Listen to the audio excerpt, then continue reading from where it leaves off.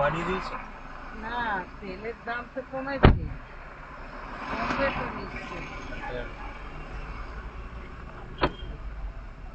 তেলের দাম তো কমেছে, কিন্তু এটা বেল লাগাও, এরা দাম বাড়িয়ে বসে আছে।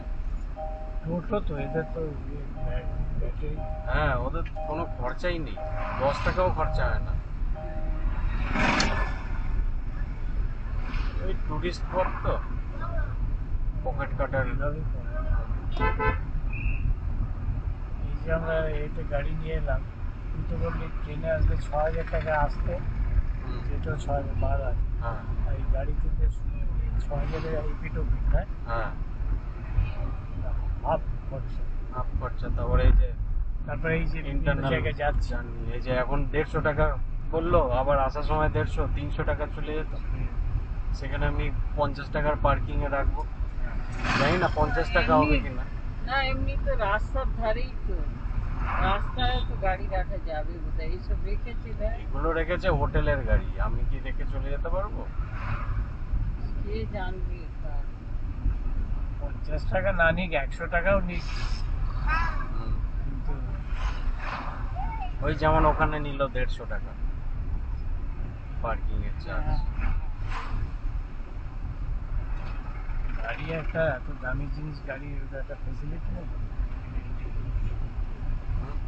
বলছি এই ফেসিলিটিটা তো স্বাভাবিক থাকবে গাড়ির ক্ষেত্রে।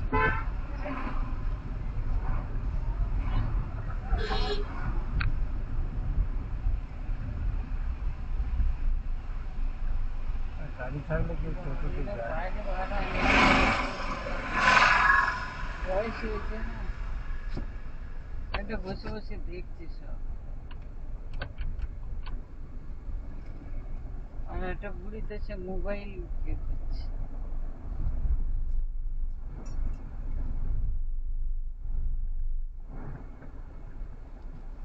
এটাও মনে হয় পার্কিং, এখানে সব পার্ক করেছে গাড়ি। এখানে পার্ক করবো? ও, হ্যাঁ জায়গা নেই। হ্যাঁ, এইখানে একটা গেট।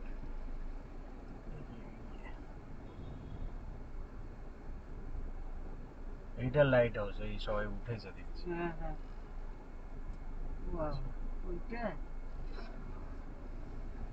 তুই তো আমার দেখালি তো লাইট হাউস।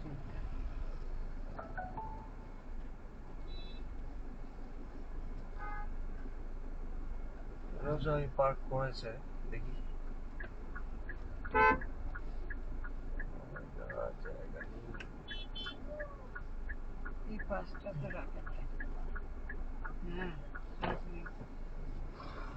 রেখেছে পার্কিং এর লোক আছে নাকি এখানে? না থাকলে এখন রাখ, নেমে যাও তোমরা। ব্যাগ নিয়ে যেতে পারবো না তো, না? ব্যাগ নিয়ে কি করবে?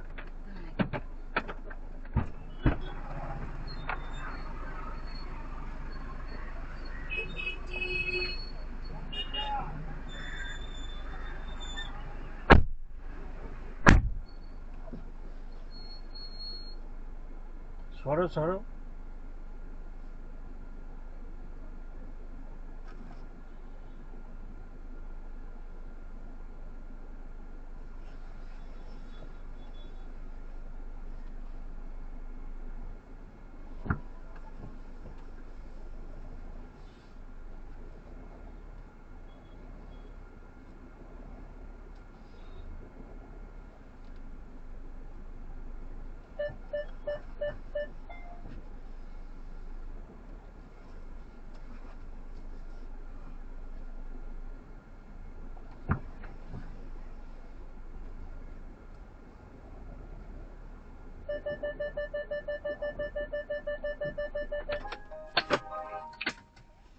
होना जाए प्यार तुमसे मुझे।